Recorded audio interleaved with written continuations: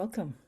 Thank you so much for coming, and thank you to Dr. Nida for publishing this book, and to Tenzin. Now I will just very simply say that this is a really, really special publication, incredible translation of a very classic text that is incredibly personally close to Dr. Nida's heart himself, both geographically, spiritually, and so I'm going to let him talk about it, and then we'll share a little bit about some pages from the book, so we can read some of the songs together, and you can purchase the digital book from today. It's available on the website, and the print books are on pre-order. They will be shipped out to you right after Losar in the Year of the Horse. So thank you so much for coming, and I'll hand it to you, Dr. Nida. Hello, everyone. Hello. Hello, Brazil. Hello, Indonesia. Hello, Mexico. You know, there's a great teaching from one of the great masters, Jamyang Chense Wangpo. He says, when you don't know what to do, right? Many cases, in our life, we say, oh, I don't know what to do. And then he says, you do mantra, right? When you don't know what to do, you do mantra. And so Italians, when they don't know what to do, they take espresso. Americans, what do they do? Go to work. Good. Good. When you don't know what to do, you go to work. How about the French people? We drink a glass of wine. Oh, drink glass of wine. And vin rouge, red wine. Okay. Sally is here. What do you do when you don't know what to do? English people. English people have a cup of tea and gossip. Okay. English tea and gossip. Okay, very good. And then what Finnish people they do? Namkalama. We can always solve everything in the sauna. Sauna. Okay. Sauna. When you don't know what to do, you go in sauna. Yes. Okay, Liz, welcome to Italy. What Koreans do they do? I think drink alcohol. Okay. Soju. Yeah, soju is cheaper than water. Yeah, that makes sense. Yeah. Soju is cheaper than water. That's why South Korea make a #1 alcoholic country in the world. Now. Yeah. It's not only K-pop. They have alcoholism too. Okay, Jackie, what do you do when you don't know what to do? Bumpachen. Bumpachen, yoga. You tell me, but when you don't know what to do, Bumpachen. Does it work? Yes. Okay, good. Very good. Works for me. Perfect. Hello, Zhang. What do you do in China when you don't know what to do? I like it hot pot, Chinese hot pot. Okay, good. When somebody invites you, that's good to have a hot pot. It means that person doesn't know what to do. Okay, good. Yeah. Now we know. Okay, all right. So, and probably that's our topic, about this book is now I have a new suggestion for you guys. When you don't know what to do, you read the book. Okay, take the flight with a Garuda. The flight of Garuda. Okay, take a flight with a Garuda. You fly with a Garuda. So, flight of the Garuda, the Dzogchen song of Shapkarpa. Okay. And so, normally I use that Tibetan word, Dzogpa Chenpo, in Sanskrit. In Sanskrit is known as Ati Yoga, right? A-T-I, Ati Yoga. It means extreme yoga. And then Tibetan is called Dzogpa Chenpo, and the short version is Dzogchen. Okay. So yeah, it's one of the most well-known Dzogchen text in the history of Tibetan Buddhism, let's say. And I think this English translation is nice, The Flight of Garuda. Okay. So that's why I'm saying, so once you have the digital copy, or, digital copy is good if you don't travel with books. But if you travel with books, and this book's supposed to be like a smaller book, I think the same size like our Nejang book, if you have Nejang book. So I suggest you to have a paper copy and travel with this. Okay, travel as a portable book, It's good if you have in your phone too. And yeah, that really would say, when you don't know what to do, open the book and read few verses. Okay, read a few verses, and this book will guide you a day. This book will, show you a way when we get lost, when you don't know, what to do and all the things, right? For example, if you can't fall asleep, hopefully our audiobook will come out soon too, because I used to, in the Tibetan version, I used to, by myself, listen some reading recordings. Actually, one of the best sleeping pill. Okay. So I think it's important. It's your own language, it's in your mother tongue, because, when we talk about sleep is more about, many people, they have difficulties to fall asleep. That's because of they are feeling something unsafe, insecurity, right? They don't want to go to sleep. They can't fall asleep, and then thoughts are rising, and this. And I think this happens in our baby state. So if we had a very calm and very gentle, sweet, and nice and relaxed mother, then baby is easy to fall asleep, right? A baby feels very safe with the mother, and mother protect from any kind of difficulties or threat, whatever. And then they feel that safety and calm, and they're a little bit tired. The muscles are relaxing, nervous system relax, and then mind relax, and then they fall asleep, right? And then maybe mother's breathing, breastfeeding, mother's smell, and the mother's present is the nurturing, our energy, our soul, our mind, everything, right? So that's why I think this state of the calmness is connected with our mother's energy. So that's why I'm saying that our original language is important, right? Maybe some of I don't know, if we are not native English speakers, maybe English doesn't make that, that is not coming in us, into our mind or in our soul, but maybe our mother tongue language does. Okay. So that means also I'm asking you guys to, find a local translator, or you translate. So anyway, today we have AI translations. So I'm not asking you to make all translations, but some verses you like, and then, you just listen that again and again, okay? I'm just saying that you really use that when you don't know what to do, all right? Because sometimes, as I said, when you don't know what to do, you think, okay, it's better I take an espresso. But if you drink espresso on wrong time, and that can become the main cause of insomnia. Or if you drink wine in wrong time, right? And then it make you tired and moody.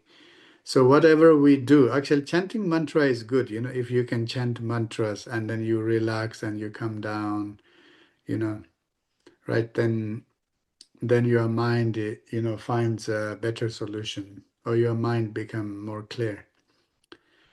And so taking a flight with the Garuda, I think one of the best solution, okay? And yeah, including if you can't fall asleep. I'm just saying this because I do it by myself, and actually it really helps, Do you understand? And also when you have repetitive thoughts, or like emotions are repeating again and again, like maybe the sadness is attacking you again and again. When we have the rumination, mental rumination, when we are ruminating on something, and then we don't know how to break that cycle. So according to neuroscience says, if something happened to us, our neurological memory capacity is only 1 minute and 30 seconds. Did you know that? 1 minute and a half. Anything happens to us, we remember that kind of very fresh way only for 90 seconds. And after that, brain kind of discharge and kind of let it go. So that's why, in a way, I think our brain, our biological brain, it's a great meditator.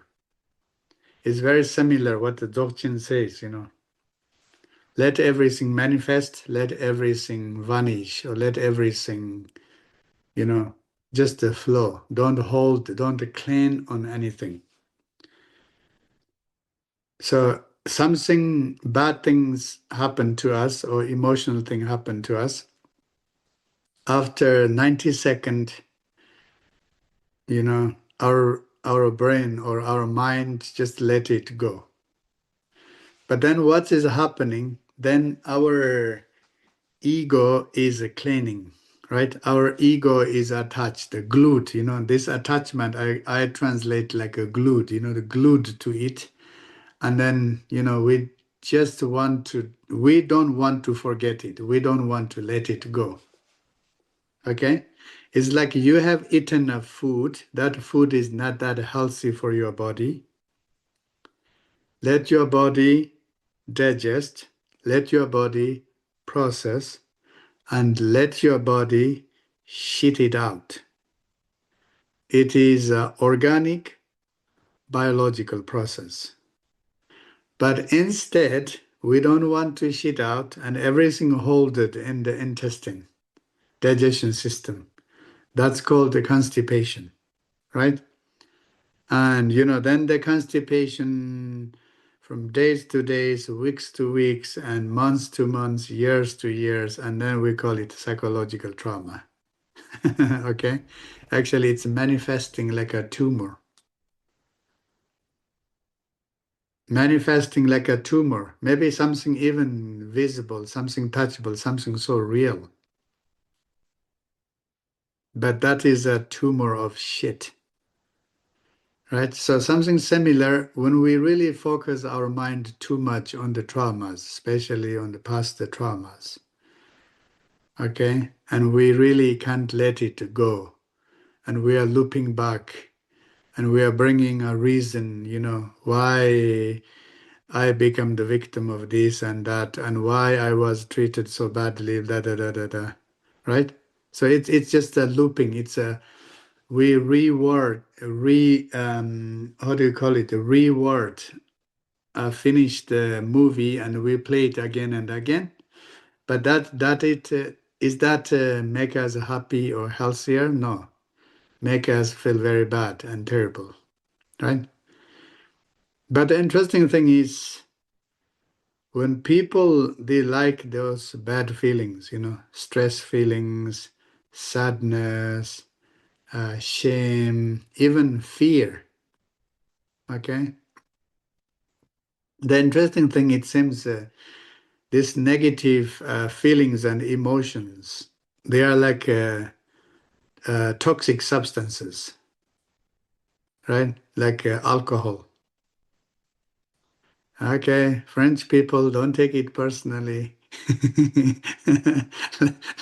Like alcohol, right? Toxic substances. and or even more pervasive toxic substances is like sugar, right? So in a way, we know sugar is harmful, but we are all addicted to it. That's why we are keep eating. All smokers, they know smoke is unhealthy, but they keep smoking. You know, all people, they drink alcohol, they know it's not so healthy, but they keep drinking, right? Same way, cocaine people, they keep snuffing cocaines. They know it's unhealthy, but they like that feeling of high and open and relax and, you know, cherishing moment, right? That kind of temporary feeling, okay? I'm just saying that, okay? I never had the cocaine, but somebody told me, you know, if you take cocaine, you feel very high and open and happy. And then it seems the duration is becoming shorter and shorter, and then you have to take it more and more, you know. Somebody told me first, one snuff can last a few hours, like 6, 7 hours, and then one snuff is shorter, you know, shorter and shorter.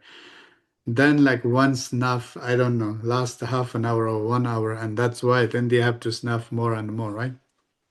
So, why I'm saying this, I think we like the negative feelings. Also, it's like an addiction. We are addicted to the sadness. We are addicted to feeling bad. We are addicted to feeling kind of a little bit stressed and unhappy and these things, right? So maybe these negative feelings make us feel kind of alive, and that's why when we have these feelings, we know we are still alive. When we don't have these feelings, maybe we get bored or maybe we are kind of scared. Okay? I'm just saying, I'm not saying something 100%, but I'm just saying something more or less it's that way, right?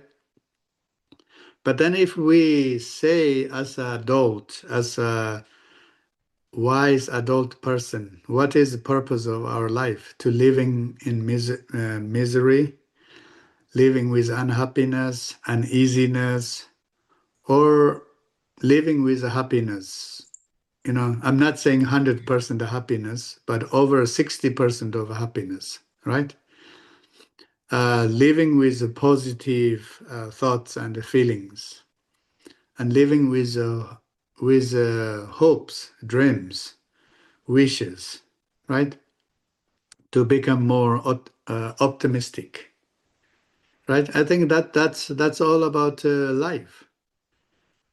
Like when spring comes, you know, the flowers start to blossom. It shows us the new beginning, new start. And then summer comes, we have to go through the heat, right? But thanks that the heat, and then in the autumn we get the fruits, and we get autumn harvest. But then everything start to get cold and freeze, right? We go through the heavy winter, snow, or you know, like all how do you say?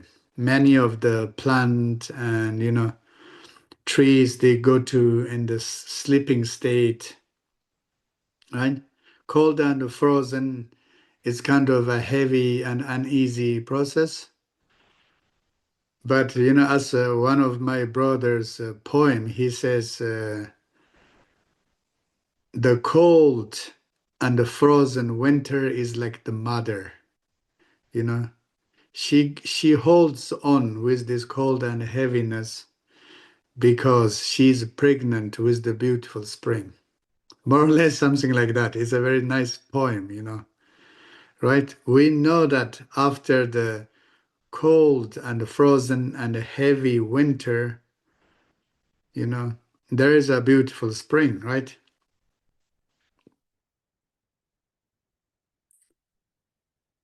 Mother is maybe not that beautiful, struggling, but she is living with a hope and a dream because she's keeping her spring, baby spring, right? Something like that. So that's why I think we really need to cherish our life. Okay? A very simple question. Very simple question. What you are feeling now and here. Some people you are feeling good. Some people you are feeling not good. Right? Some people are good. Some people are not good. Some people are frozen or disconnected state, not knowing what to say. You know, I don't know what to say about my feeling until I drink the alcohol. I don't know what to say until I take some substances. Right?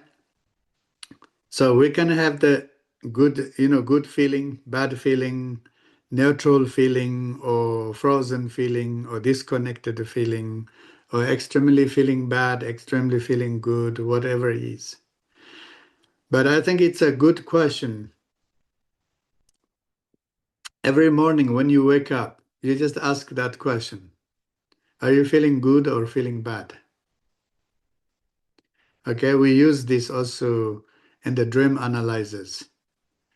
And this great Tibetan master, Longdo Lama, says, the moment when you wake up from a dream, if you have a good feeling, it means good dream. If you have a bad feeling, it's a bad dream. And that makes sense, right? So ask yourself when you wake up, am I feeling good or bad? If you are feeling good, you can say, I'm going to have a good day. That's it,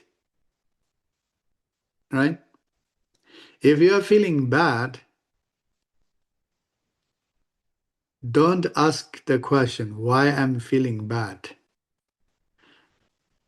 Just to replace that feeling, the badness, into the goodness. I'm feeling bad, but I want to have a good day. I want to have a good feeling, right? So if you say, I want to have a good feeling, good day, what really make you happy? What's the goal of your life? Goal of your life, you want to be there for the others, you want to make others happy, you're going to read a book, or you're going to go for a long walk, or you are going to meet a person. Do you understand? Whatever you do. So it's important to make a list what things make you happy. Even just the thinking of somebody or something, right? Even remembering a joke, some joke make you laugh so much. Even just to remember that joke. The morning you wake up, you are feeling bad.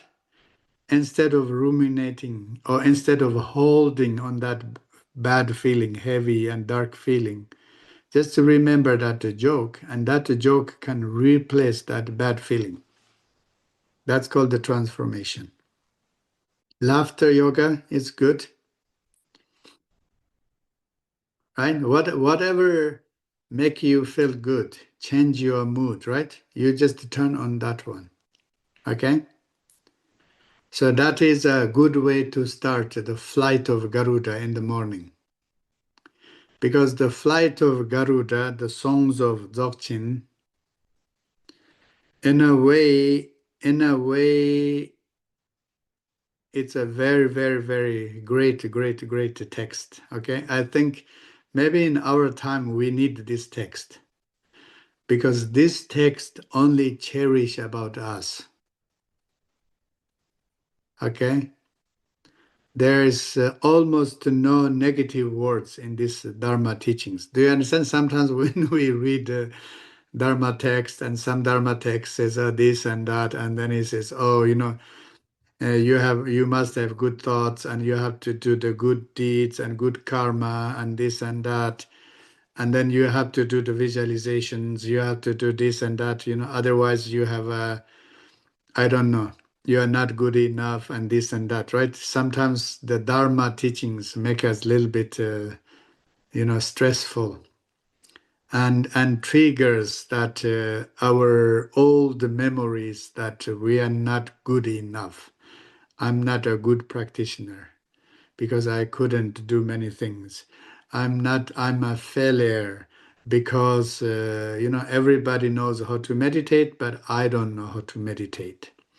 Everybody can sit 1 hour without moving. I can't sit because I need to always move. Do you understand? I'm not good enough. So many Dharma teachings actually brings us, remembers us that, yes, I'm not good enough. But this flight of Garuda, it almost doesn't give us that kind of feeling.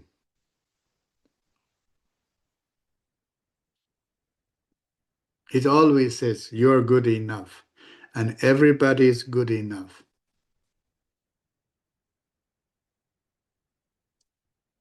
Right?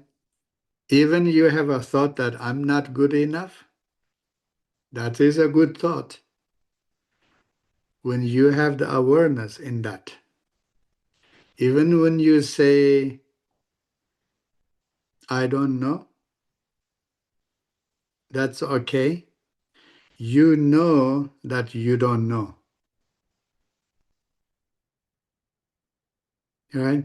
So don't focus on the don't know, focus on the know. When you say, I don't know, you know that you don't know, right?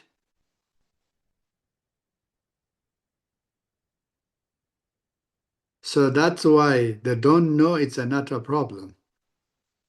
But our problem is when our mind is fixed, oh, I don't know, right? When I say something in Tibetan, maybe you don't know, then you say, oh, I don't know that Tibetan word. So your mind fixed on that, and then something you don't know, and then you start to feel bad. Why you focus your mind and don't know and you feel bad? Because you are addicted to that feeling, that badness. And now you know it's addiction, right? Any kind of addiction is unhealthy. So now you know it's addiction and you can say, oh no, I don't want to addict to this. That's why I know I don't know this Tibetan word. So I don't stuck on the Tibetan word. I just stay in my first expression. I know. How about that? Do you understand? In a way, it's interesting. It's like a game of the mind. Our mind is playing a game, right? Even you say, I'm not a gamer, right? Our mind is gaming constantly. But the funny thing is, our mind is automatically gaming everything. But the funny thing is, and we make ourselves losers,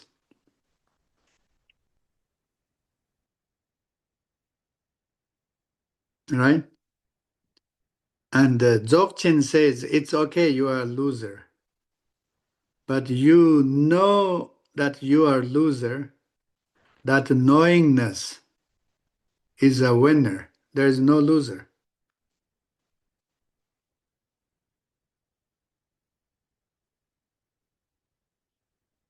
Okay, and then especially I like this Dzogchen song, Dzogchen song.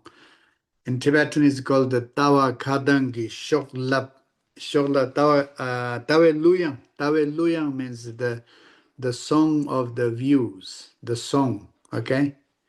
The song of the views. So, in a way, when I ask you, what do you do when you don't know what to do? So it should be, when you don't know what to do, or, like this, and then you start to kind of sing. Normally we do when we get bored, right? When we get bored, we start to sing. So I like this Tawe Luyang is, don't take this Dzogchen song as a very, of course, it's a very advanced meditation, as a very serious subject that you need to study, that you need to memorize, and that you need to Don't put too many conditions. It's just a singing a song. But when you sing this song, be mindful. Try to understand what this song is talking about. Okay? Do you know what is your favorite song? Hello, everyone. Okay, if you know what is your favorite song, you know what that song is talking about. The meaning of that song is very important for you. That's why you like that song.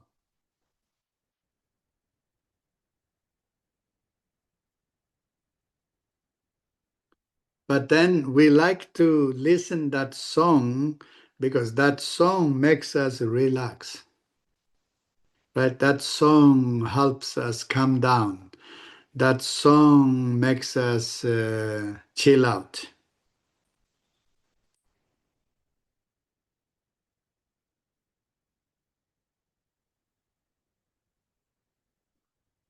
So that's why this Dzogchen song, you have to take it as a song. And then to think of the meaning, there are 22 sections, small sections. And then which section when you need, which section when you need. Maybe you need that for a week, maybe for a month, maybe for 2 months, maybe one song you need for 1 year, whatever. And you listen that song. And you read that song, and you memorize that song, and you sing that song. And the text says that the Dzogchen song. So the format of this song you can see here. For example, we have Tibetan, Emaho, Chatang Kuyang Yamba Lode Nge. So you can read the Tibetan in phonetic. Emaho, I'm a renounced yogi, open-minded, free and happy. Renounced, because Shapkar Thoturantal, he renounced his worldly life. He was a wandering yogi, right? Open-minded, his mind was very open, and he was a free, as he always says, wherever I reach, it's my home. Whatever I drink is my tea. Whoever I meet is my friend. He really had this nomadic lifestyle of nature. And that's why he presented this Dzogchen teaching actually very open-minded and very freestyle, right? And also very sharing and caring. And he sang this song in a very, very happily. And then for all you who wish to swiftly travel through the ground to the path, ground of the Buddha, the path of the Buddhahood, enlightenment. Tawe Luyang, I sing this song of the view. Okay, that's called the Tawe Luyang. I sing this song of the view. View of what? View of Ati Yoga or Dzogpa Chenpo. Like the wing bits of the Garuda soaring in the sky.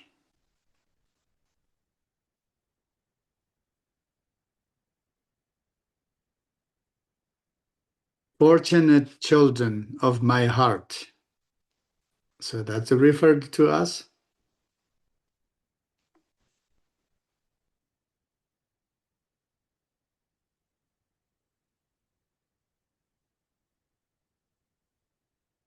Fortunate children of my heart, listen in a relaxed way.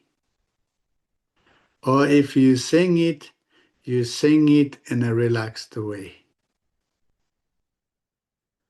Like the sound of thunder, both in samsara and nirvana. Okay, next page.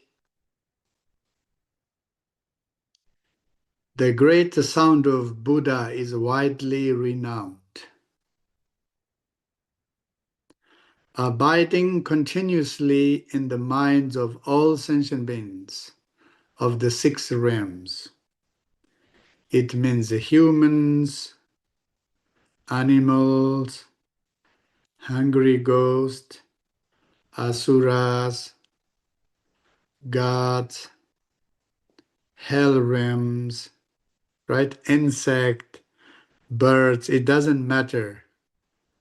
You know, if you are a sentient being, a living being, and we all have the perfect Buddha nature abiding continuously in the mind of, right?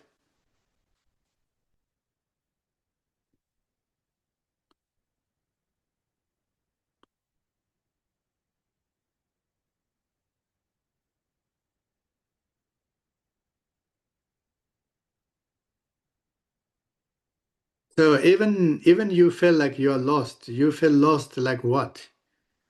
You feel lost like a what? You feel lost like a homeless dog, right? You feel like unloved like a homeless cat, right? You are rejected, you are traumatized like, I don't know, tortured, abandoned animal or whatever. Even so, that doesn't change your Buddha nature. Even so, instead of saying, oh, I'm a victim, just stay with the Buddha nature. Do you understand? Even you feel you are so stupid, you are so this and that, you feel so terrible, you are the worst. But did you know you are still a Buddha?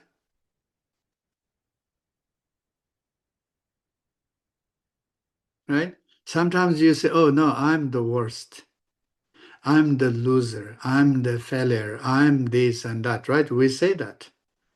That's worse than I'm not good enough.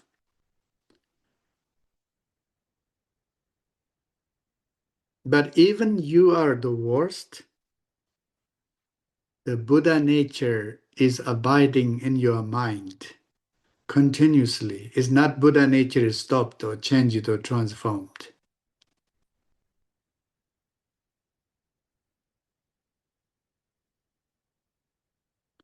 You know, that's why this song, this Dzogchen song, it's a mood regulator. You know, when you are feeling bad, when you are moody, it changes your mood, right?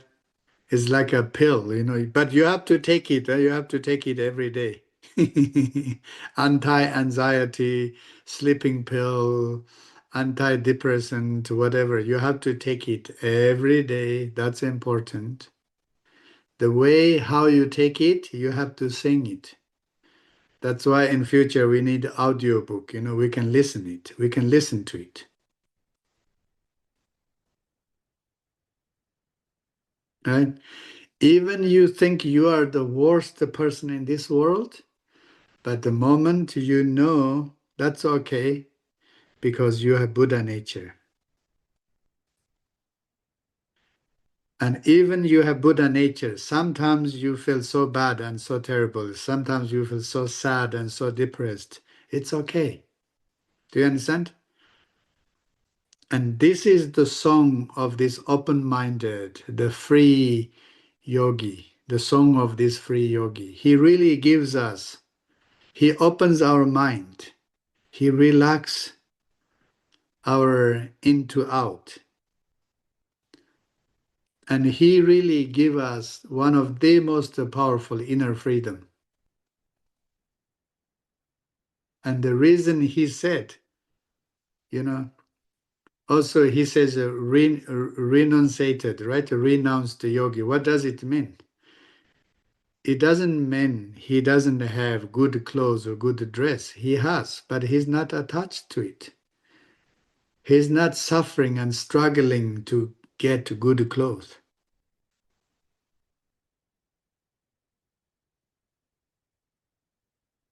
He is not exchanging his inner peace with stress and anger and anxiety. That's why he's called the renunciated yogi.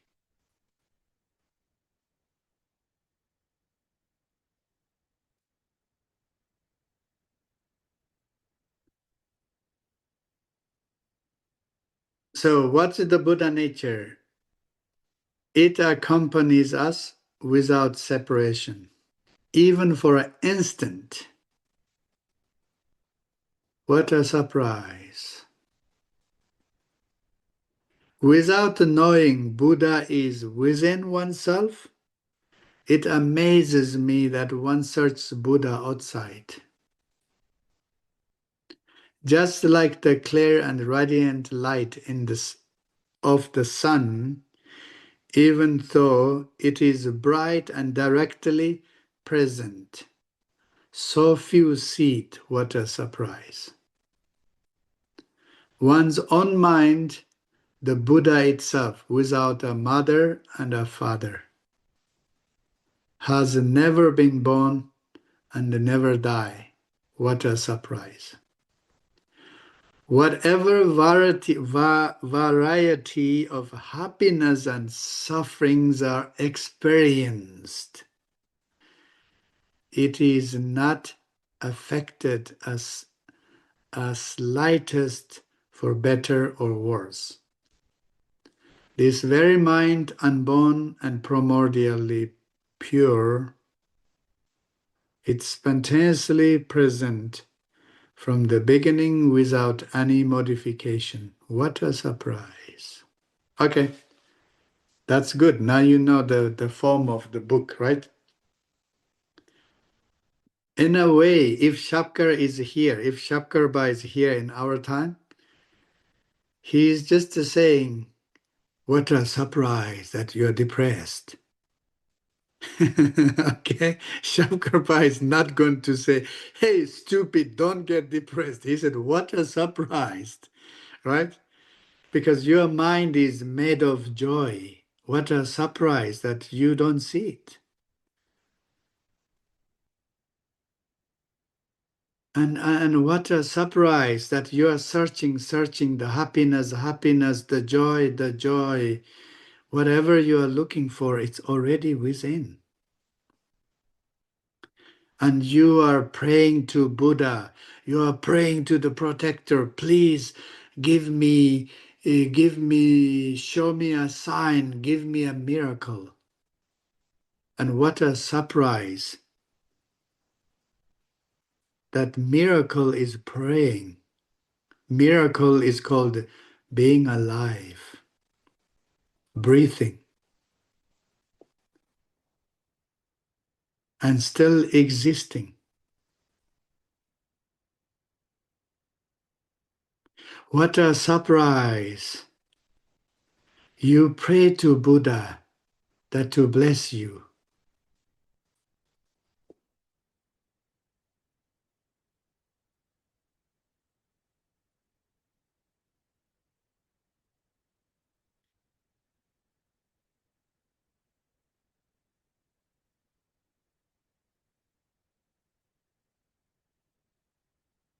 Okay?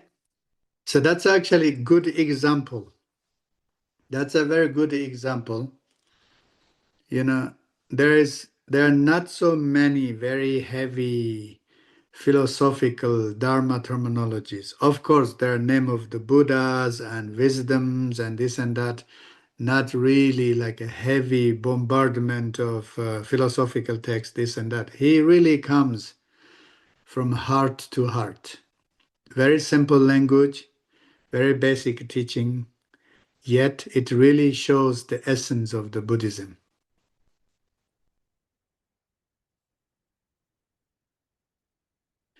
And the reason I want to have, Christiana want to say the modern translation.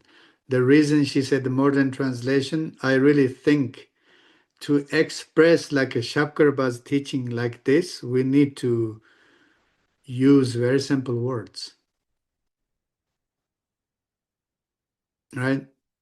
because this is the communication from heart to heart. We don't need to get lost with many fancy words. We just need to understand, and we need to recognize who we are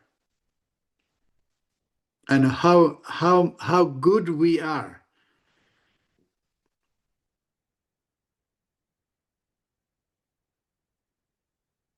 We have no idea how good we are, how powerful we are, really. We are over-conditioned. Do you understand? We are over-conditioned.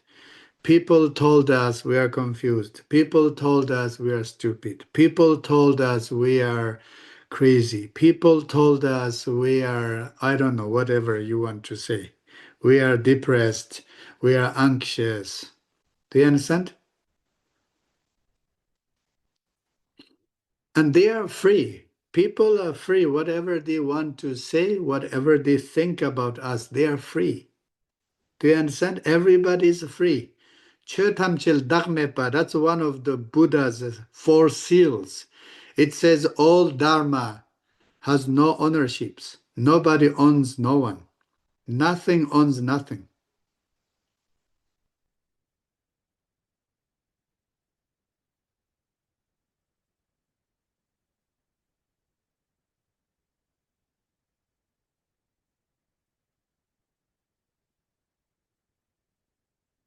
So we don't need to believe or depend on others' judge and others' conditions that they give to us.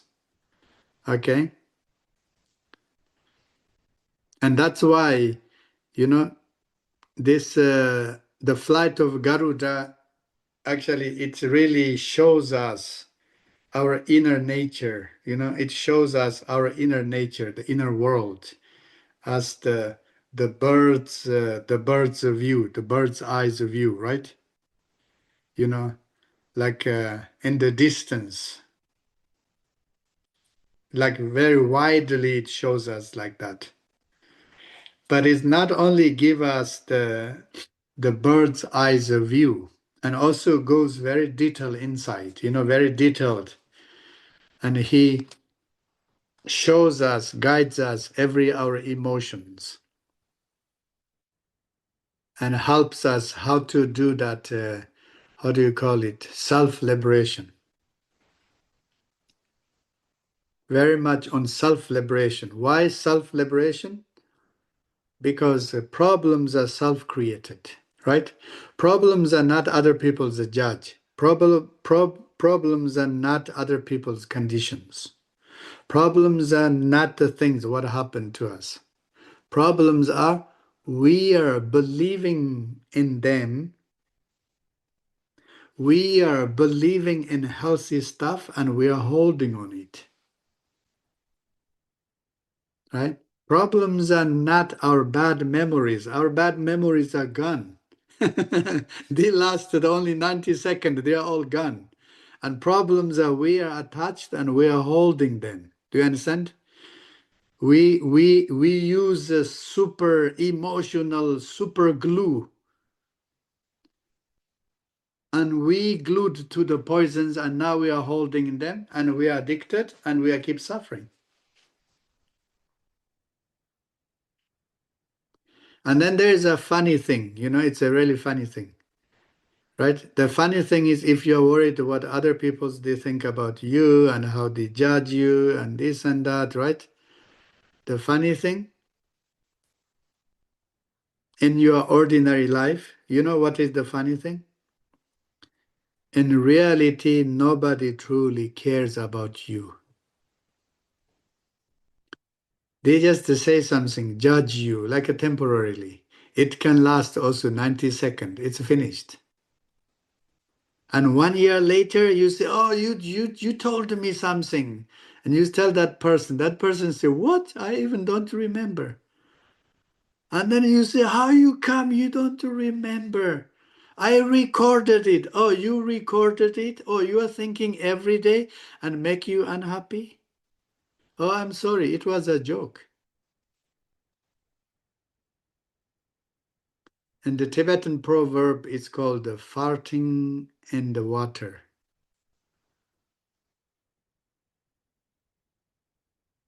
What happens if you fart in the water? What happens? Yes, there is a sound, a bubble, yes, boo. And yes, if you're close enough, there's a smell too, right? Then it's gone. 10 seconds, it's all finished. And people's judgment about you, it's called the farting in the water. Remember that. And once you know that, all judgments and all conditions are farts in the water, and then you're already free. You feel already lighter. Okay?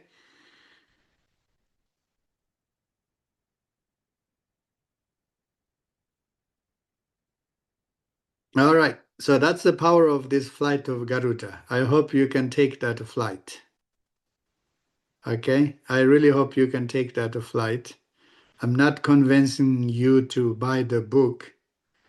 Okay? If if you have in financial trouble, you can't buy the book. And maybe you can ask somebody to help you, to sponsor you, or maybe you can ask Skypress to discount whatever it is. But anyway, then the people, they say, oh, I don't have money for the book. They have money for the drugs, right? They have money for alcohol all the time. They have money for sugar always. They have money for cocaine. They have money for all, this stuff, and they don't have money for Dharma and the book. I can understand that. Don't feel bad. It's a little bit confused, the Buddha, right? But I think our life, the purpose of our life is be happy and make others happy, right? And to embrace our own inner peace and share the peace with others. To truly understand and experience what love is, what kindness is, and what compassion is, and share that with everyone. Right? It sounds very easy, but why it's so difficult? Because we are over-conditioned, because we overthink, because we are living with fear, because we are all confused. So that's why if you take the flight of Garuda, it will help you. It will give you a different view. Okay? I'm not saying, oh, in order to learn Dzogchen, you need to finish Ngondro and this and that and this and that, Right? Some people, they do Ngondro many times and then they do lots of practice. They still get stuck with Dzogchen, to seeing as a supreme view. Do you understand? We should not call it just a supreme view and this is only the supreme.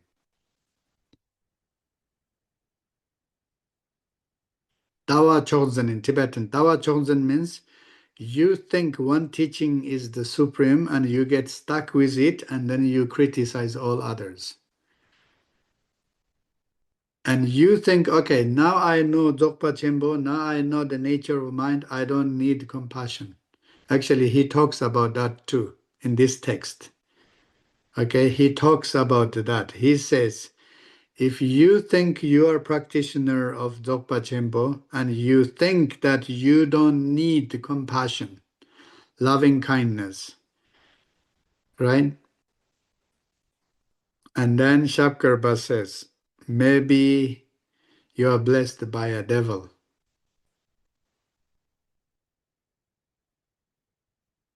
So that's why I really see this Shapkarpa's teaching. It's very direct, heart to heart. It's not like carelessly, Even you say, oh, I don't care about love and compassion and this and that. Shapkarpa doesn't say, oh, I don't care about this, Anyway, self-liberate and it doesn't matter. He doesn't say these things. He's very careful. He is very careful for giving, for handling this beautiful teaching to us, to everyone.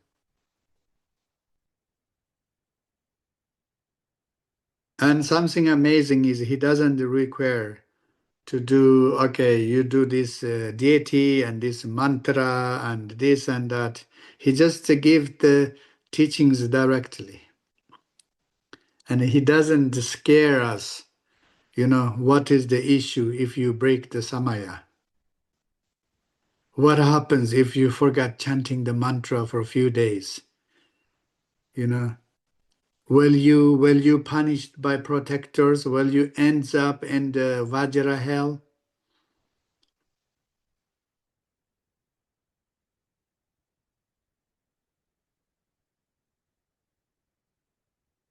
There is no blackmail. But carefully says, loving kindness is essence of everything. And loving kindness and compassion also we should practice without solid attachment. So that's why I really find it's a very, very, practical book. And then, Shapkarba, I just want to say his life story. Actually, I like his life story. Do we have the image of Chöje Ngawantarji? Many of you have heard, I always say, I don't want to teach many Dharma books and teachings. I just want to focus on the Yutonintik. But Shapkarba, I really feel like my personal connection. You see, the Shapkarba is the one, the left, the one singing. His other side is like well dressed, like with a crown and that.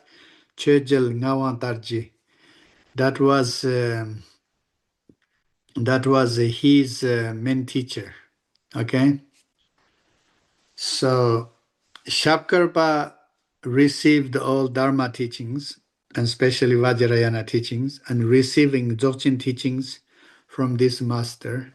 And this master was,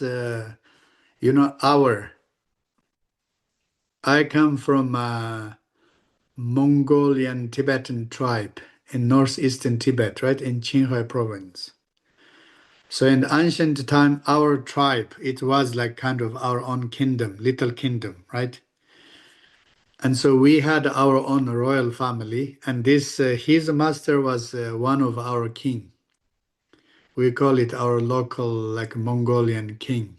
Okay, so the root is coming from Mongolia, but then we all speak Mongolian Tibetan. Now most people will speak Tibetan, so culturally mixed with Tibetan and Mongolian. And so this is the reason also I was born in a yurt, because that area we all living in the yurt, right? Some Tibetans, they call it Tibetans who are living in Mongolian yurt. So our culture was completely mixed together. It's very nomadic. So when Shapkarba, he was born in Repkong, in more farmer's place. And then when he went to meet his root guru, he went to this nomadic area. And then he met his teacher, because his teacher was the king. And also he didn't have a very specific monastery or place to stay. And then they gave him a small yurt, and he stayed in a yurt. Okay, so if you have been to the Pure Land farms in Topanga, in the garden there's a very poor yurt. That yurt is very badly treated. Okay. And now you can imagine Shapkarba stayed in a yurt like that. That yurt is kind of my cousin's yurt, and where I was born also very similar. The same size. I call it a twin yurt. In the past, I used to say, oh, kind of the yurt where I was born too. Okay, they are same size and same style. So if you want to imagine where Shapkarba he studied and he practiced, and he stayed in that yurt for many years, and he received the teachings and he studied. And then once he completed all his teachings, and then he went to in a cave, and there he did 3 years and 3 months of meditation, and then he went back to see his teacher, and then he started his lifelong journey. Okay, so actually Shapkarba, I can say Shapkarba, this Dharma journey is started from my hometown in Amdo. And then Shapkarba's one of the main disciple was called Pema Gyatso. He's a hard disciple, where he transmitted this flight of Garuda to him. And then his disciple was Anilochin.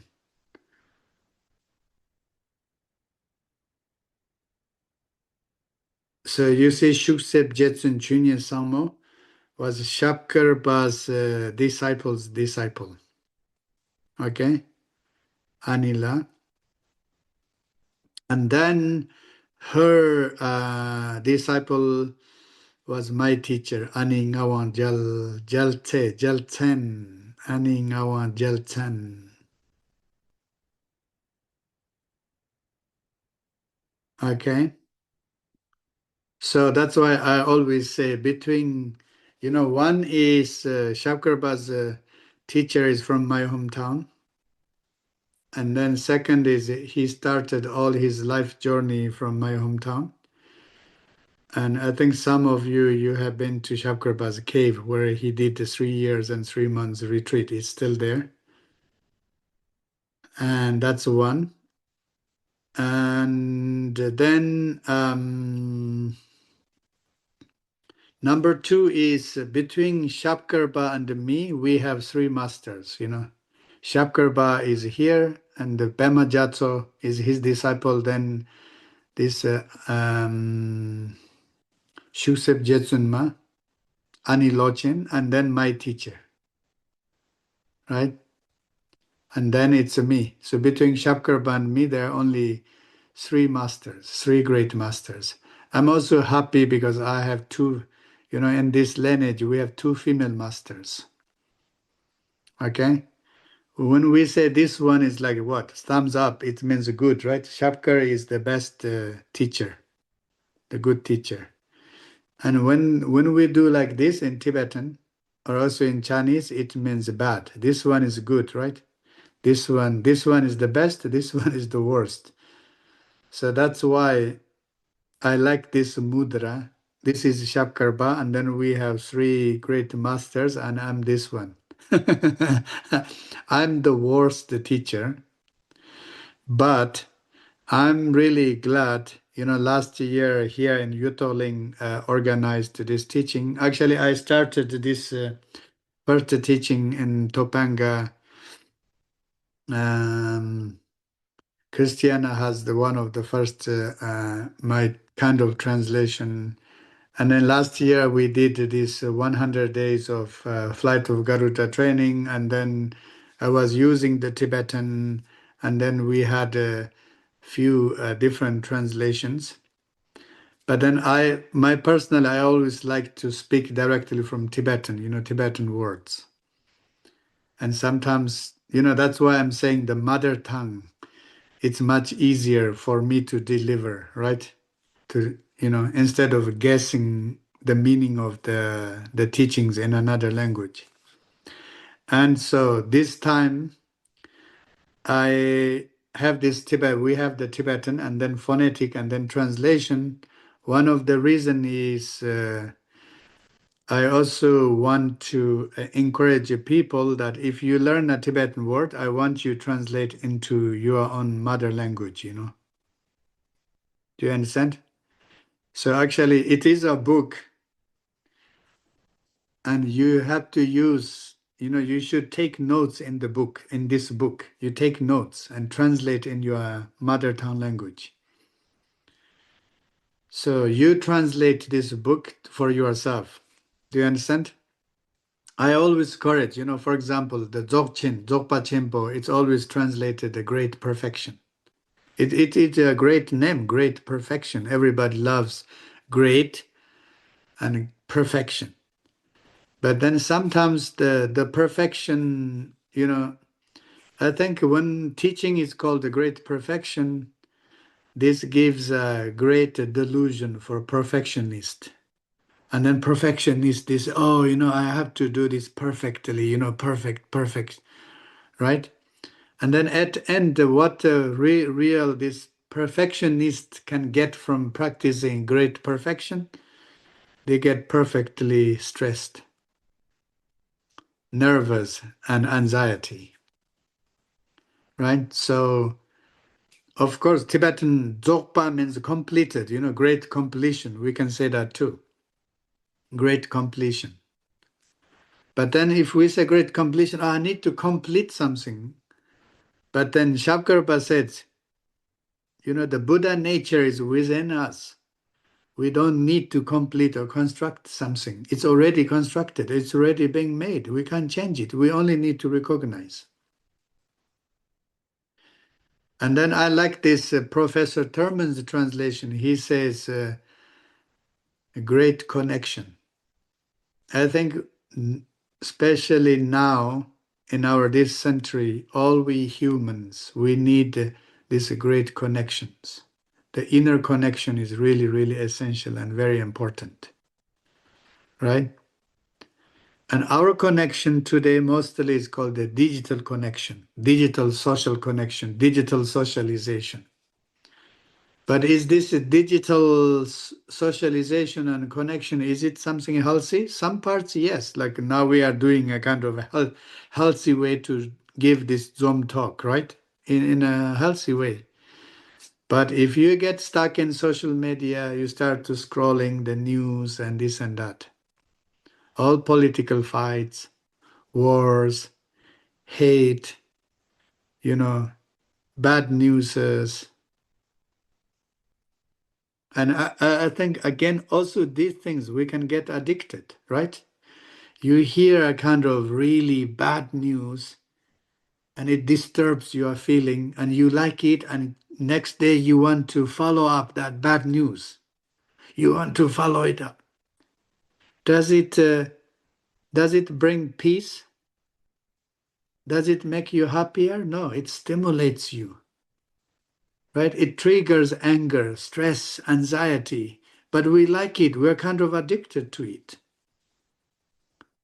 So end of day, then in social media, we think social media, our electrical devices, we think they are our toys, but we don't realize that we are becoming toys of this massive system. And the scary part is, I think we humans, we are losing the inner connection. Biological, organic connection. We are losing the connections.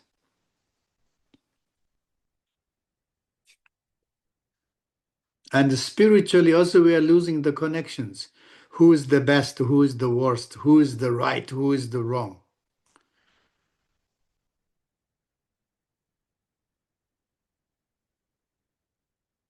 Right? There is always a debate. There is always a discussion. There is always right and wrongness, right? Why not just all are connected? Actually, if we truly understand the Dzogchen, all teachings are connected. Dzogchen doesn't criticize shamatha, no vipassana. It doesn't criticize about ngondo. It doesn't say anything negative about visualization, right? Actually, it is a great connection. Whatever you do in spiritual practice, whatever is your practice, it's a visualization, mantra chanting, or even you don't know, you are confused now, you have doubts, and whatever your state, your spiritual state is now, it's okay. It's just the one dot. But when you understand the Dzogchen, you know this dot is connected with the universal dots. They're all connected. It's a really open and a free and organic connection.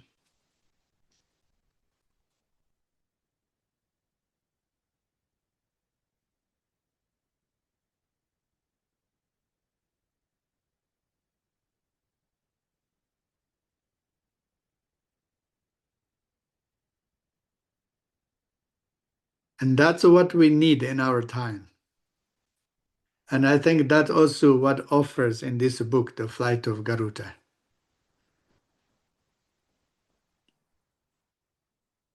Okay. And then I think maybe many of you know already, we have this teaching, 100 days of teaching here in Arche, starting soon. And there are some online teachings, and then there are in person and this and that. Okay. And I met this in-person meeting. In the past we says 2 meetings together. Now we met it 1 meeting. I think when we practice this kind of great teachings, also it's good to have physical connections, right? I'm happy to make all digital. If somebody really cannot travel and this and that, I'm happy if you stay online and digitally, right? The key point is you should understand it, right? It's hopefully it's become your favorite song and you understand what this song is saying and you get it and make it beneficial. That's my main goal. But then sometimes, when there is this easy ones, when there is easy ones, we get lazy. That's the problem, right? When there's easy options, we get lazy, and then we don't take it seriously. Okay, that's why last year I said we do like two weeks, beginning and at end to meeting in person.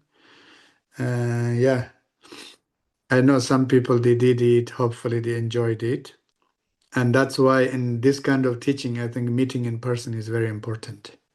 Okay. Now this year we met once of meeting or something instead of twice meeting.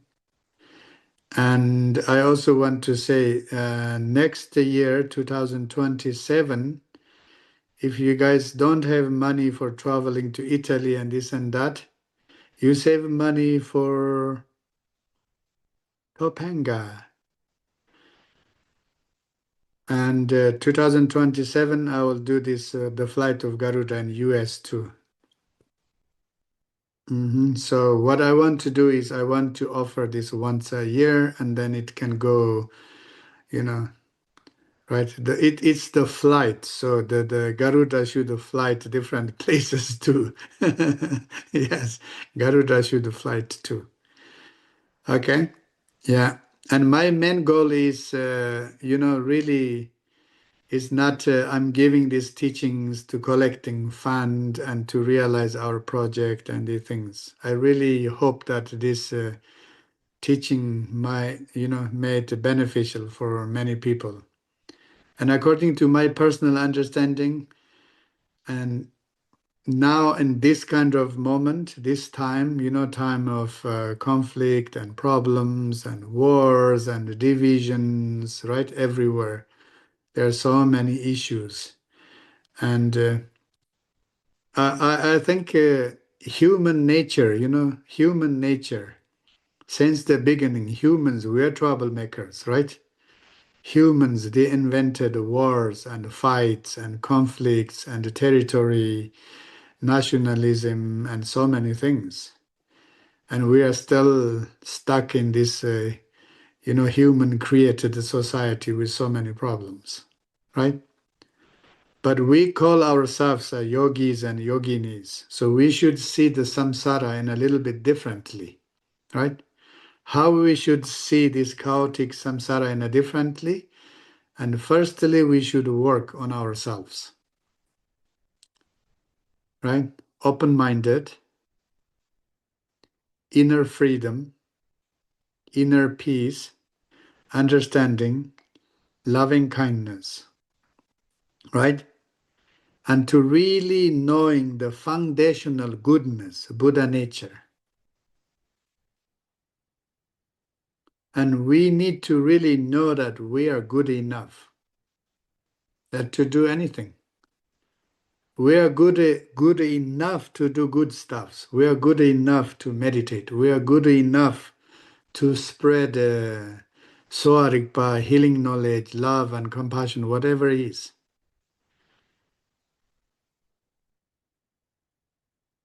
Okay, so that's why I really hope that if you can't join the teaching and this, don't worry. So I hope you can read the book, and even just through the reading the book, I tried my best, and then Tenzin helped me. We tried to put in a very simple English translation, but sometimes, English translations maybe doesn't make much sense, but that's okay. That's okay. You do your own work too. You try to put in a way to make it sense. Do you understand? And also in Tibetan, sometimes, normally like 4 lines, we call one sholoka. Every sholoka goes like perfectly. But in Shabkarpa's one, sometimes 2 lines together, sometimes 3 lines together, sometimes 4 lines together. I thought this is a nice way too. It's a kind of free flow, not getting stuck in a very strict structure. And then originally the songs don't have the sections. There are 22 songs, and the sections, they don't have the titles. So I added the simple titles too. Okay, more or less these titles shows, what things inside. And so hopefully in future when we have the audio book, you can check the titles. According to titles, what you need, you click there and then you get yeah. Okay. So we read the titles and then we are done. Sorry, there are 23 teachings. Yeah. So first one is what a surprise. And second is mind is the essence of all teachings. Third one is cut to root of the mind, like a root cause of all problems, right? Introduction to the ground of mind, nature of mind, introduction to ground of delusion. I like that one too. And we are so delusional that we deny, right? We deny that we are delusional because delusional is so deep, and we really take that is like so real. And then pointing out the nature of mind. And then the song number 7 says, you know who you are. And then look directly at your own mind, and then the magic projection, all in the mind, and emptiness, appearance, and awareness. Recognition, the grounds, 3 kayas, 3 Buddha bodies. Self-liberation of 5 toxins. So, for example, normally we call it 5 mental poisons. So I translate here toxins. And then, the reason, today we talk about emotional toxins, toxic love, and toxic this and that. So, to use this word, I think it's more closer to us, easier to understand, right? Self-liberation of 6 sensorial experiences, stillness, motion, awareness, one taste, view, meditation, lifestyle, and results. So normally we call it a conduct or something like that, but I really like to use this lifestyle, the view of Dzogchen and meditation. And then when we say Chopa Tibetan, it means lifestyle, what you do in daily life, right? And then beyond meditation, and then present awareness, mastery of non-duality, overcoming obstacles. And then the 5 Buddhas are within. So that's a very important affirmation. And then life is the teaching. Okay. That one I didn't add. Okay. That's it. Any questions? There are other translations already, right? There are different translations, maybe 2 or 3 different translations. The Flight of Garuda. So if you guys want to compare, buying more books, feel free, okay?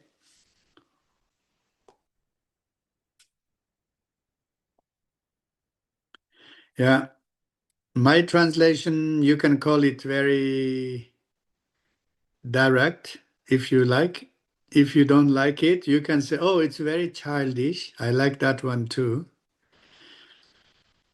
And maybe you can say, oh, it's a useful. That's good too. Maybe you call it my translation is terrible. I like that too.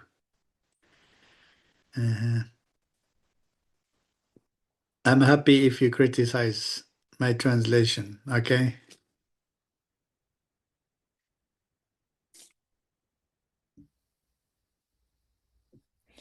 So for those of you who are in Italy, if you're going to Arce next weekend, you'll be able to pick up the first copies in print. And for the rest of us in other parts of the world, you can order a digital copy right away and then pre-order the print copies, and they will be shipped in after Losar. How many copies did you send to Arce? 108. Okay, 100 to Arts 8. So the ones are here in Arce in Europe, maybe you can order from here, yeah. Reni, last year you are helping me to reading. What do you think, this translation? That looks good? It looks great. I'm so excited to read the book. It's beautiful. Yeah. Yeah. Good is important, or you know it's good? Knowing is important. Yes. Okay. Which one is important? Good or Knowing. knowing? Knowing Okay. it. Yeah. Okay. Good enough. It seems you took the flight. Okay. You are still flying, yeah? Okay. All Definitely. right. Hello, Matteo. What do you think that translation? Does it make sense for you? It makes a lot of sense, and I think it would be super wonderful if you read the audiobook. I know it takes up some of your time, but to have your voice and we could put a little soundscaping behind your voice, it would be so cool. My voice is terrible, but I know the essence of my voice is Buddha Amitabha. So, yeah. If anybody wants to hear Dr. Nida's beautiful singing voice, I just shared a link, and he's singing Refuge, and it's a Shabkar teaching, not the Flight of the Garuda, but another short, concise Shabkar teaching song, and Dr. Nida is singing. Uh-oh, now I know. There's some my songs there too. Okay, all right. Thank you, everyone. Thank you. A few days is the fire horse year. So, yeah, I'll give a short talk about the fire horse. Thank you, everyone. Thank you.